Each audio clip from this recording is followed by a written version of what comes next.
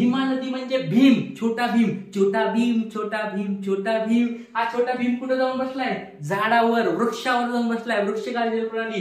गोदावरी, गोदावरी आपली ताई आहे, गोदावरी ताई, गोदावरी ताई पण काय झाली आहे? झाडावर जाऊन बसली आहे। नंतर कोण राहिलंय? कृष्ण भगवान, आपले छोटे कृष्ण भगवान आहेत बघा, छोटे कृष्ण भगवान। कृष्ण भगवान पण काय झाले? झाडावर जाऊन बसले। महाराष्ट्रातील नदी प्रणाली याचे प्रकार काय आहेत? बरेच विद्यार्थी या गोष्टी पाठ करतात, बरेच विद्यार्थी याला रट्टा मारण्याचा प्रयत्न करतात। टेन्शन घेऊ नका, तुम्हाला एकदम सोप्या भाषेमध्ये एकदम छान प्रकारे आकृत्यानुसार सगळ्या गोष्टी क्लिअर करून देणार आहे आणि वरून तुम्हाला ट्रिक्स सांगणार आहे। ज्या वेळेस तुम्हाला उदाहरणं पाठ करायचे असतात ते उदाहरणं कसे लक्षात ठेवायचे याच्या जबरदस्त ट्रिक्स तुम्हाला सांगणार आहे। तर लेक्चरला सुरुवात करूया। अच्छा चला, या ठिकाणी तुम्हाला दिसतंय म्हणजे महाराष्ट्रातील नदी प्रणाली प्रकार। सगळ्यात पहिला प्रकार तुमच्या समोर दिसतो तो म्हणजे समांतर जलप्रणाली। आता बरेच विद्यार्थी याला विचार करतात, समांतर जलप्रणाली म्हणजे काय? समांतर जलप्रणाली म्हणजे काय? विचार करा, फक्त आणि फक्त नावावर कॉन्सन्ट्रेट करा। समांतर, समांतर म्हणजे काय? एकाला एक समांतर, एक गोष्ट दुसऱ्या गोष्टीला काय असते? समांतर असते, त्याला म्हणतात समांतर। आणि जलप्रणाली, आता जलप्रणालीमध्ये काय असणार आहे? नद्या असणार आहेत। नद्या म्हणजे काय? एक नदी आहे, दुसरी नदी आहे, तिसरी नदी आहे, ह्या नद्या काय आहेत? एकामेकाला समांतर वाहतात। म्हणजे काय? ज्या नद्या एकामेकाला समांतरपणे वाहतात अशा जलप्रणालीला समांतर जलप्रणाली म्हणतात। ज्या नद्या कुठं एकत्र मिळत नाहीयेत, ज्या गोष्टी अशा सरळ सरळ वाहतात त्याला म्हणतात समांतर जलप्रणाली। तुम्हाला याचं आता चित्र दाखवतो म्हणजे तुम्हाला अजून क्लिअर होईल समांतर जलप्रणाली म्हणजे काय आणि याचं उदाहरण पण तुम्हाला मी आता देणार आहे। उदाहरण पण या ठिकाणी तुम्हाला देणार आहे की समांतर जलप्रणाली म्हणजे नेमकं काय असतं। तर बघा या ठिकाणी समांतर जलप्रणालीचं आपण एक्झाम्पल बघितलं। आता या ठिकाणी तुम्हाला आकृती दिसते बघा, अशा स्वरूपाच्या काही नद्या असतात समांतर। बघा या ठिकाणी ह्या नद्या तुम्हाला या ठिकाणी दिसत आहेत, वाहत आहेत, या नद्या अशा वाहतात दिसतात आणि एकमेकीला समांतर तयार होत आहेत। समांतर, समांतर जलप्रणाली म्हणजे एकमेकीला काय असतात? समांतर आहेत। आता याच्यामध्ये तुम्हाला याचं उदाहरण बघितले तर कोकणातील नद्या ज्या आहेत त्यांना समांतर जलप्रणाली असं म्हणतात। का? कारण ते एकमेकाला समांतर वाहतात, कुठे भेटत नाहीयेत, डायरेक्ट समुद्राला जाऊन मिळतात। सह्याद्री पर्वतरांगेची तिथून उगम पावतात आणि कोकणामध्ये शेवटी अरबी समुद्राला जाऊन मिळतात। म्हणून अशा जलप्रणालीला समांतर जलप्रणाली म्हणतात। परीक्षेत हा प्रश्न विचारला जाऊ शकतो, समांतर जलप्रणालीचे उदाहरण सांगा। तर सगळ्यात पहिलं उदाहरण तुमच्या समोर आहे ते म्हणजे कोकणातील नद्या। नंतर दुसरं उदाहरण आहे तापी नदीच्या काही उपनद्या। लक्षात घ्या, तापी नदीबद्दल बोलत नाहीये, तापी नदीच्या काही उपनद्या। उपनद्या ज्या आहेत त्या एकमेकाला काय होतात? समांतरपणे काय होतात? वाहतात आणि समांतरपणे वाहून तापी नदीला जाऊन मिळतात। म्हणजे तापी नदीच्या उपनद्या हे दुसरं एक्झाम्पल आहे। तुम्हाला हे दोन उदाहरणं महत्वाचे आहेत, सर्वांनी लिहायचे असेल तर लिहून ठेवा। समांतर जलप्रणाली पहिला आपण प्रकार पाहिला, समांतर जलप्रणाली म्हणजे एकमेकीला समांतर असणाऱ्या नद्या त्यांना समांतर जलप्रणाली म्हणतात। आणि त्याचं उदाहरण आपण पाहिलं ते म्हणजे कोकणातील नद्या आणि तापी नदीच्या उपनद्या।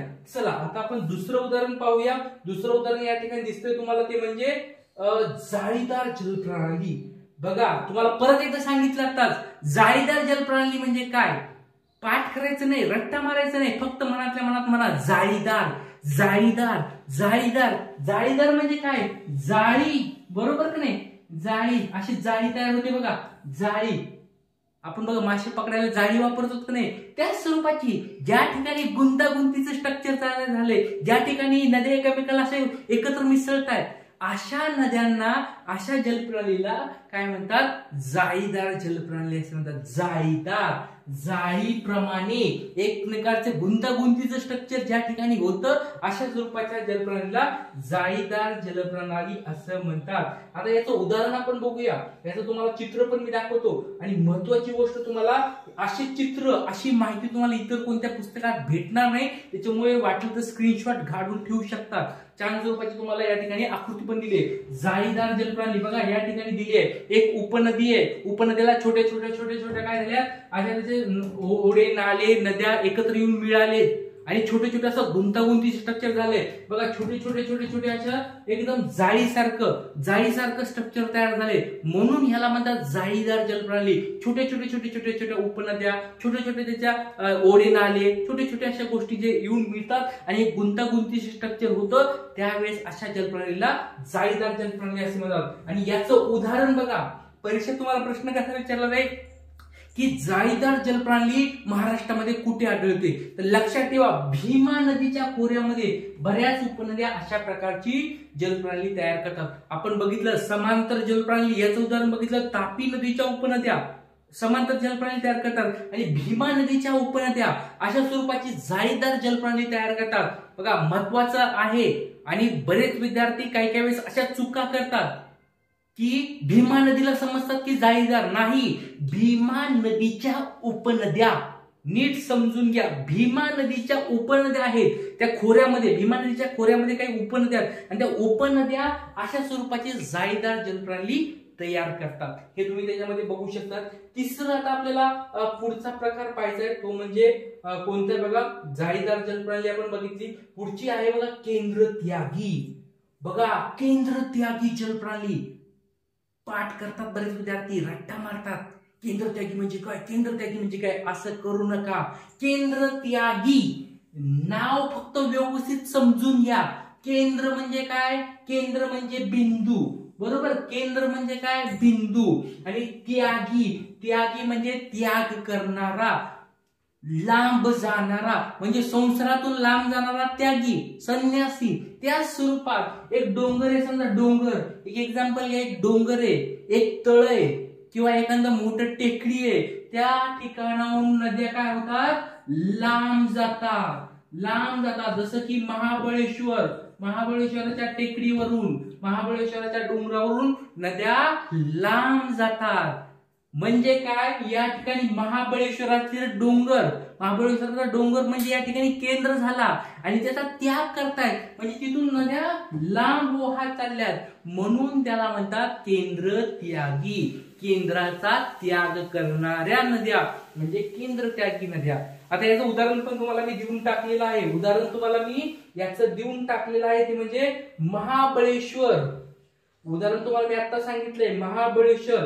या ठिकाणी महाबळेश्वरच्या डोंगर रांगेवर उगम पावणाऱ्या नद्या त्याच्यापासून लांब जातात, म्हणून याला महाबळेश्वरच्या डोंगर रांगेला तिथल्याला केंद्र त्यागी जलप्रणाली असे म्हणतात. बघा या ठिकाणी दिलेलं आहे, हा डोंगर आहे, हा डोंगर असेल किंवा एखादा सरोवर असेल, तळ असेल, काही पण असू शकतं. तळ्यामधून नद्या निघू शकतात किंवा सरोवरातून नद्या निघू शकतात, डोंगर रांगेतून निघू शकतात, एखाद्या टेकडीवरून निघू शकतात. केंद्र, ह्याचा केंद्र तयार झाला आणि तिथून नद्या बाहेर पडल्या, लांब गेल्या, म्हणून अशा नदी प्रणालीला म्हणतात केंद्र त्यागी.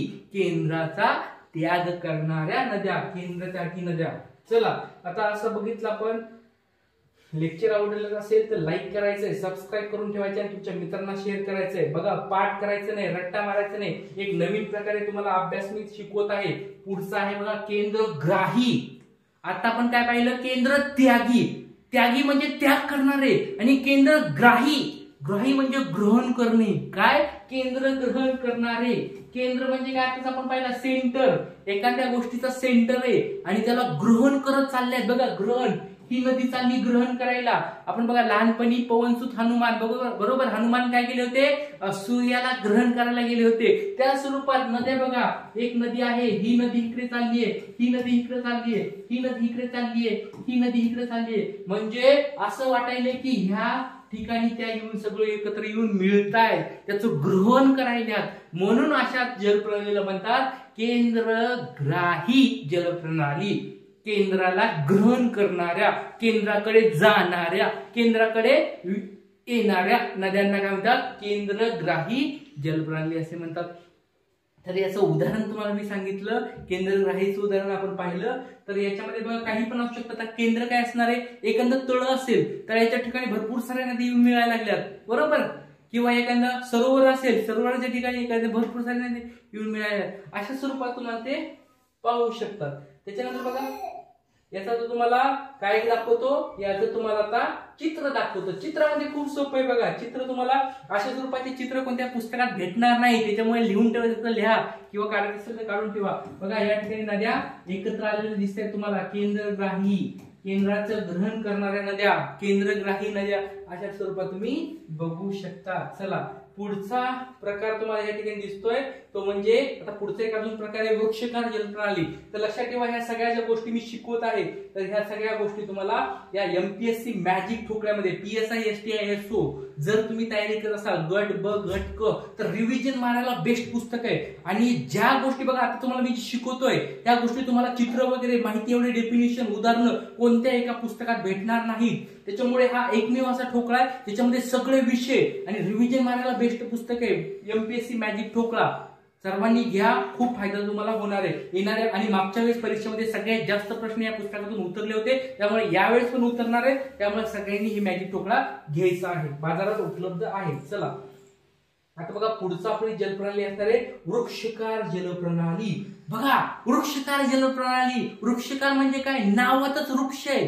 टेन्शन घ्यायचं नाही, अभ्यास करताना टेन्शन घ्यायचं नाही. नावामध्येच काय दिलंय वृक्ष, वृक्षकार म्हणजे वृक्षाच्या आकाराची जलप्रणाली म्हणजे वृक्षकार जलप्रणाली.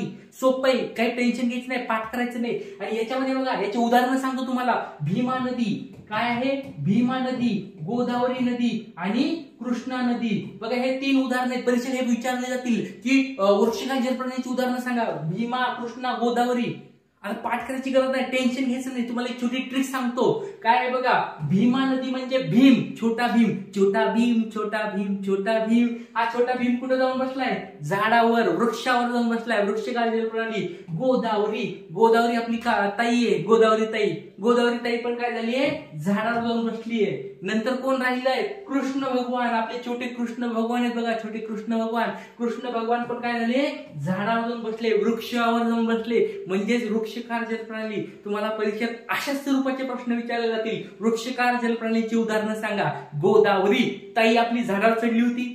कृष्णा नदी म्हणजे कृष्ण भगवान झाडावर चढून बसले होते. नंतर भीमा म्हणजे छोटा भीम झाडावर चढून बसला होता. वृक्षकार जलप्रणाली. तर अशा स्वरूपाची ही जलप्रणाली तुम्हाला पाहायला मिळेल. वृक्षकार जलप्रणाली तुम्हाला उदाहरण सांगितले, आकृती तुम्हाला मी दाखवतो. चला या ठिकाणी आकृती दाखवतो. वृक्षकार जलप्रणालीची आकृती आहे बघा या ठिकाणी. ही तुम्हाला आकृती या ठिकाणी दिसते. वृक्षकार जलप्रणाली बघा, वृक्षाच्या आकाराची वृक्षकार जलप्रणाली तयार होईल. याचे उदाहरण तुम्हाला मी सांगितलं. गोदावरी नदी असेल, भीमा नदी असेल, कृष्णा नदी असेल. आणि याची तुम्हाला ट्रिक्स पण या ठिकाणी दिलेली आहे. या ठिकाणी ट्रिक्स पण दिलेली आहे पुस्तकात. आपल्या मॅजिक ठोकळ्यामध्ये सगळ्या गोष्टी टाकलेल्या आहेत. चला पुढची जलप्रणाली आहे अनिश्चित जलप्रणाली. अनिश्चित नावामध्येच उत्तर आहे. अनिश्चित म्हणजे ज्याचं काहीच निश्चित नाही, ज्याच्या काहीच गोष्टी फिक्स नाहीयेत, त्याचं डायरेक्शन फिक्स नाहीये. कोठे वाहते, या वर्षी कुठं वाहत होते, पुढच्या वर्षी कुठं दुसरीकडेच वाहते. अशा स्वरूपाची जलप्रणाली जिथं असते अशा स्वरूपाच्या जलप्रणालीला अनिश्चित जलप्रणाली म्हणतात. आणि याचे उदाहरणं परीक्षेत विचारले जातात. कोणते कोणते उदाहरण आहेत बघा याचे उदाहरण बघा तुम्हाला कोणते कोणते दिलेले आहेत. अनिश्चित जलप्रणाली ज्याच्यामध्ये डायरेक्शन वगैरे किंवा वाहण्याची दिशा वगैरे फिक्स नसते. विदर्भाच्या पूर्वेस असणारा भंडारा आणि गोंदिया, 2 गोष्टी लक्षात ठेवा. भंडारा आणि गोंदिया या 2 जिल्ह्यामधल्या नद्या ज्या प्रणाली तयार करतात, नदी प्रणाली तयार करतात त्यांना अनिश्चित जलप्रणाली. बघा या ठिकाणी चित्र पण काढून दिलंय. ज्या ठिकाणी असं एक फिक्स काही माहिती नाहीये, कुठून कशा वाहतात, कशा पण वाहतात, जिकडे वळण भेटेल तिकडे वाहतात, जिकडे डायरेक्शन भेटेल तिकडे वाहतात. अशा प्रकारच्या ज्या ठिकाणी काहीच माहिती नसते अशा स्वरूपाच्या अनिश्चित जलप्रणालीला अनिश्चित जलप्रणाली म्हणतात. आणि हे याचं उदाहरण जर बघितलं, भंडारा आणि गोंदिया हे 2 जिल्हे आहेत. त्या 2 जिल्ह्यामधल्या नद्या अशा स्वरूपाची अनिश्चित जलप्रणाली तयार करतात. तर विद्यार्थी मित्रांनो अशा स्वरूपातल्या ह्या सगळ्या गोष्टी आपण पाहत आहोत. कुणाला काही अडचण असेल तर कमेंट बॉक्समध्ये विचारू शकता. आणि महत्वाची गोष्ट म्हणजे बघा हे दररोज बघा तुम्हाला मी अशा स्वरूपाचे छान छान लेक्चर मी घेत आहे. भूगोलाचे असतील, इतिहासाचे असतील, राज्यघटनाचे असतील, मराठी व्याकरणाचे असतील. तर लेक्चर आवडत असतील तर सगळ्यांनी लाईक करायचे, तुमच्या मित्रांना शेअर करायचे. चॅनलवर जर नवीन असताल सबस्क्राईब करून ठेवायला विसरू नका. आणि बाजूचा बेल आयकॉन पण दाबा म्हणजे तुम्हाला नोटिफिकेशन येत जातील. तर सगळ्यांनी अशा स्वरूपाचे लेक्चर पहा आणि येणाऱ्या गट ब आणि गट क साठी राज्यसेवेसाठी हा PSI STI SO मॅजिक टोपला सर्वांनी घ्या. छान स्वरूपाच्या ट्रिक्स आहेत, सगळे विषय कव्हर केलेले आहेत, नक्कीच तुम्हाला फायदा होईल. आज आपण इथेच थांबूया. जय हिंद, जय महाराष्ट्र.